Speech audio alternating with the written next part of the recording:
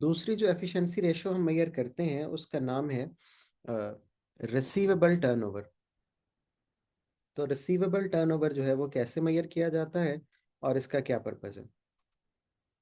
ये भी बच्चों डेज में भी कैलकुलेट हो सकता है रिसीवेबल टर्नओवर, और टाइम्स में भी कैलकुलेट हो सकता है।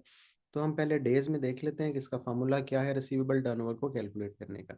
It is trade receivable divided by credit sales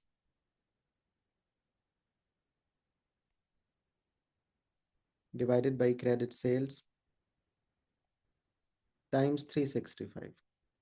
इसी तरह रिसीवेबल का भी एक साइकिल होता है जिस तरह इन्वेंट्री का एक साइकिल है। हम अपने रिसीवेबल से क्विकली पेमेंट रिसीव करना चाहते हैं।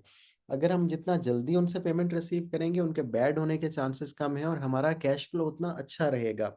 तो अगर ये डेज में अगेन 15 आ गया तो इसका मतलब है हम महीने में 2 दफा उनसे पैसे लेके उनको दोबारा इन्वेंट्री सेल कर लेते हैं। और अगर इसका आंसर 60 आ गया तो इसका मतलब होगा हर 2 मंथ बाद वो हमें पैसे देते हैं। समटाइम्स ये 6 मंथ तक हो सकता है। अगेन बिजनेस टू बिजनेस ये वेरी करता है बच्चों। इन्वेंट्री का टर्नओवर भी और जो रिसीवेबल का टर्नओवर भी है। जो जिनका इन्वेंट्री का टर्नओवर शॉर्ट होता है जनरली उनका रिसीवेबल का टर्नओवर भी शॉर्ट होता है। और जिनका इन्वेंट्री का टर्नओवर लॉन्गर है उनका रिसीवेबल का भी लॉन्गर हो सकता है। We can not compare a vegetable seller with a goldsmith. दोनों के इन्वेंट्री टर्नओवर और दोनों के जो रिसीवेबल के साइकिल हैं वो डिफरेंट होते हैं। मैं आपकी बात सुनता हूँ।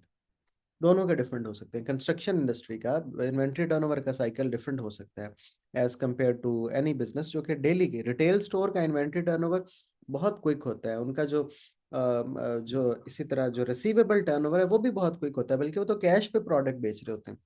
ठीक है, इसी इसको हम उसमें भी कैलकुलेट कर सकते हैं, टाइम्स में भी कैलकुलेट कर सकते हैं। बस हमने कुछ नहीं करना, इसी फॉर्मूले को अपोजिट करके हमने लिख देना है।